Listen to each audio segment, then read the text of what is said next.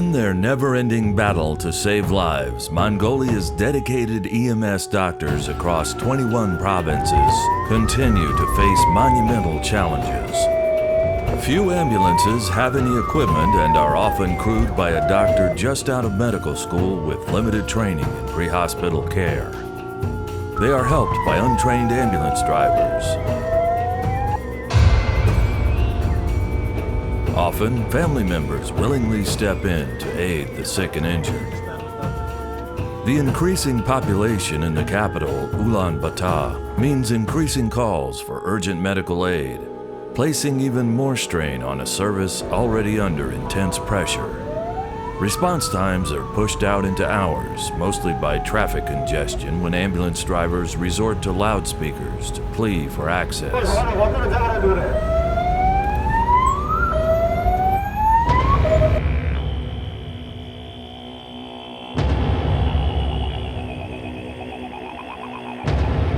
Outside the capital, remote locations with poor roads are difficult to reach at the best of times. In winter, the situation is dire. Temperatures plunge below 45 degrees Celsius in a frequent brutal natural disaster known as Zood. Just a short roadside stop, but it's getting freezing now, so heading back to the vehicle, heading on our journey north. In these locations, old Russian vehicles without stretchers transport local doctors to nomadic herders living in round tent-like structures known as gairs. A lack of modern ambulances equipped for such frozen, desolate environments means lives are lost despite the heroic efforts of the doctors. Help is at hand from a unique program, EMS Global, based in Australia with worldwide outreach. EMS and rescue experts from Australia and Canada are helping to train hundreds of ambulance doctors, firefighters, military and police across Mongolia in triage and trauma.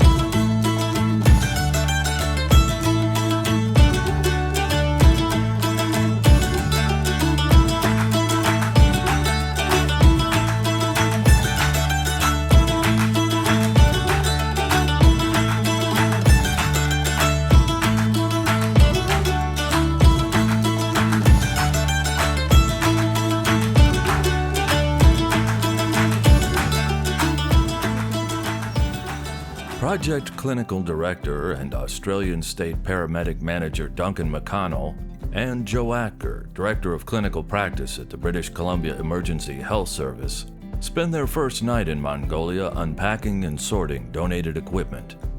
It is Joe's first trip to Mongolia, where the weather and remote terrain at least partially resembles that of Canada.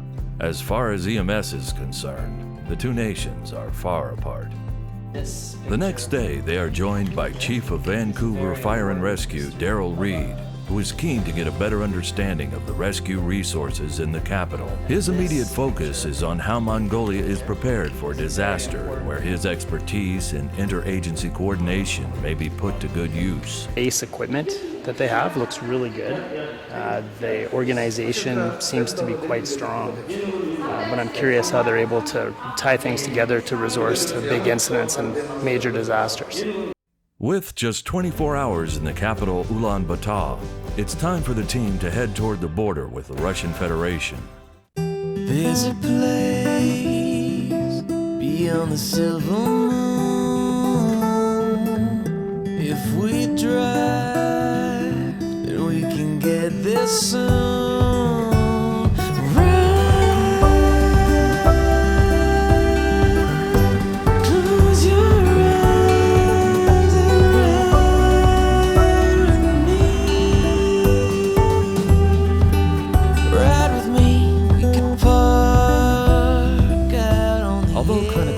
Duncan has been in this part of Mongolia on previous training missions. For Joe Acker, the experience is an eye-opener on the challenges ahead. Well, basically, it's remote, and it's difficult to get to remote, so the roads are really rough. I don't think you could transport a patient very comfortably on these roads. I haven't seen any addressing, so finding the patient would be difficult. Looks like the GERS are kind of off the grid, so maybe there's cell reception, I don't know. So I think, yeah, very challenging part of the world to provide pre-hospital care to.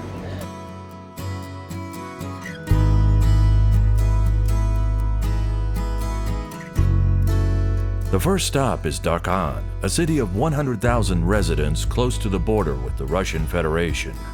Chief Reed briefs firefighters from around the district on a day's training exercise designed to refresh basic extrication skills. There's also one topic Chief Reed is keen to address: peer support.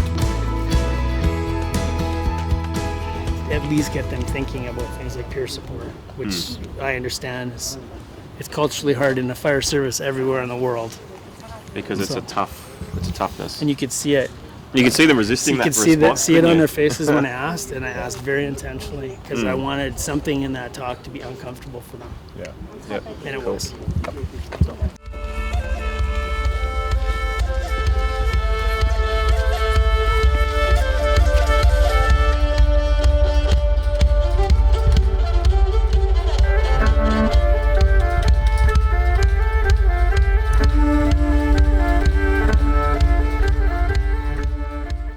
We've set it up with a car versus a pole.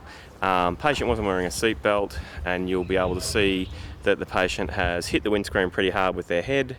And what we want to do now is bring the crew in and see how they respond. But what we're going to do with those, we're going to take a stepped approach. So that way we can review what we've done and apply it step by step so that they really reflect and learn what we're trying to put together today.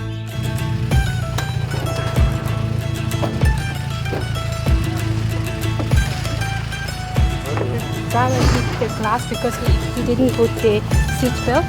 Okay, very good.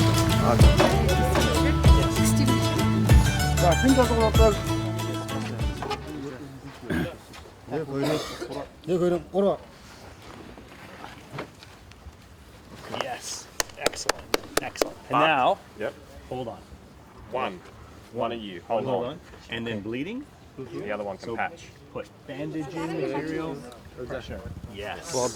Beautiful. Once the door is open, we will move, roll, down, out. Okay?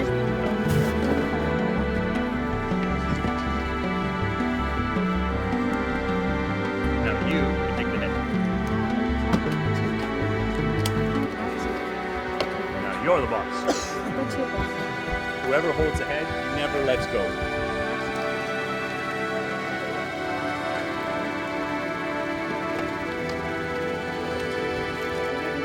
And then we twist.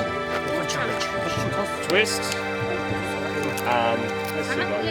Twist until blood stops. It is not surprising, due to the high volume of major accidents on the highway to Russia, that the Mongolian rescue crews are well versed in extrication, earning the praise of Chief Reed.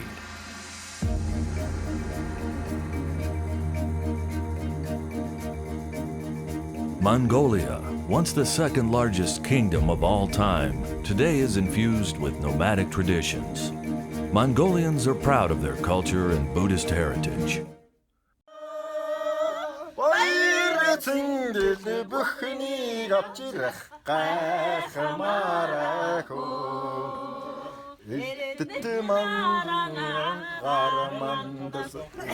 The team is overwhelmed by the hospitality of hundreds of school children who turn up to entertain them on a public holiday.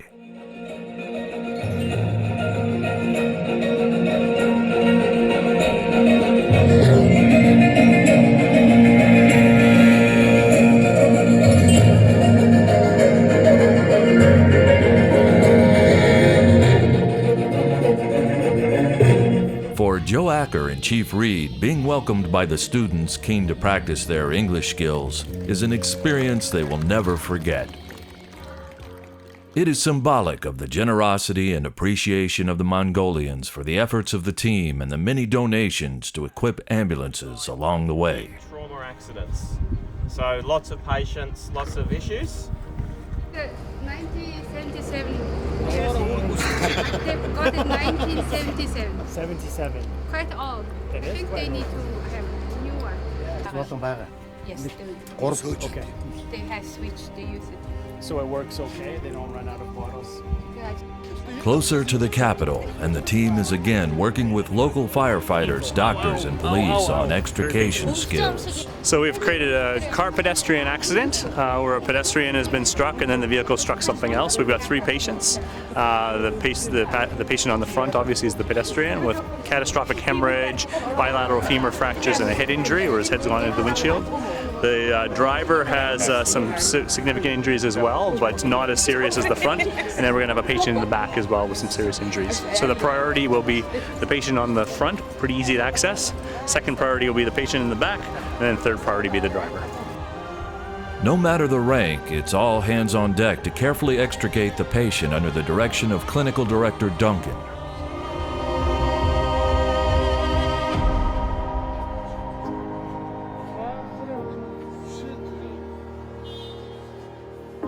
The Mongolian crews are eager to apply the new techniques using whatever equipment is available.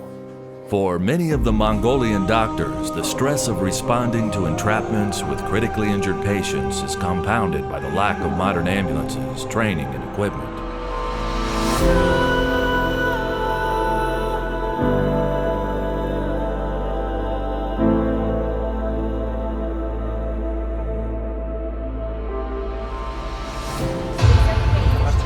Get there before 103, which is the ambulance. So they respond all? Yeah. They said that in the case, especially if 2 cars or 15 cars are in an accident and there's no way for 103 to take it out because they have to special. While you're trying to move this patient, when you go to pick him up and you touch his pelvic area, he just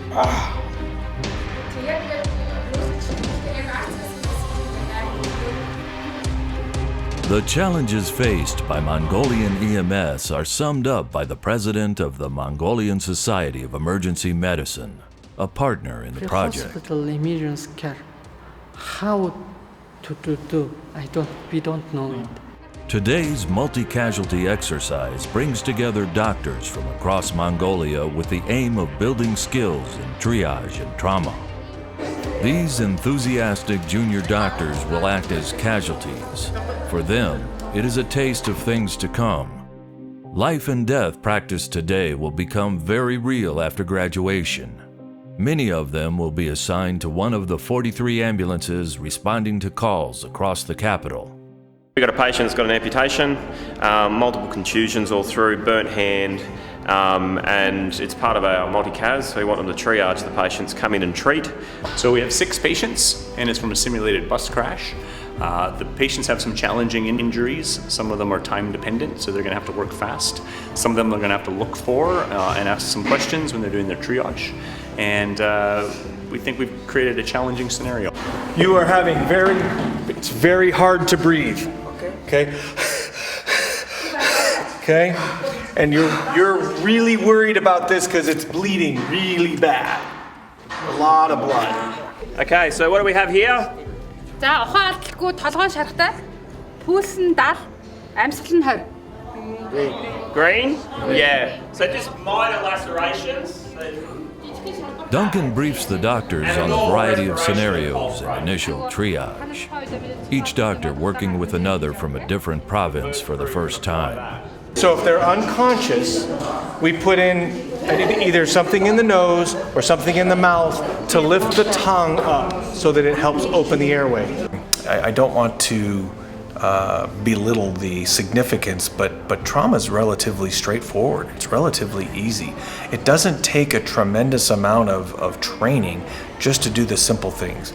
Stop the bleed. Just check to see what an airway is or if they're breathing or not.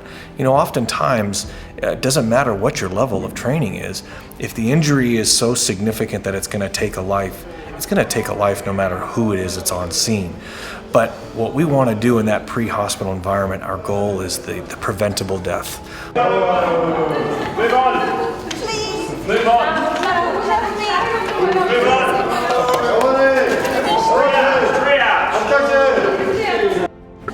have a patient whose status has changed, and now she's unconscious. So you are worried about her spine, but I'm worried about her airway right now. Just because she didn't need an airway at the first, she may need one later on. But it's a system that needs to be improved upon, and what you guys are doing is exceptional because you're opening their eyes to it, and from what I understand, it is extremely well received, and I think it needs to be broadened. Building an EMS system for Mongolia will not happen overnight. It will take perseverance and commitment at the operational and political level. Mongolia's EMS must be sustainable, flexible, and practical. It must meet public expectation within the country's context and resources. The Roadside to Nationwide project is the first crucial step towards a more robust Mongolian EMS, one that is trained in pre-hospital care and equipped to save lives.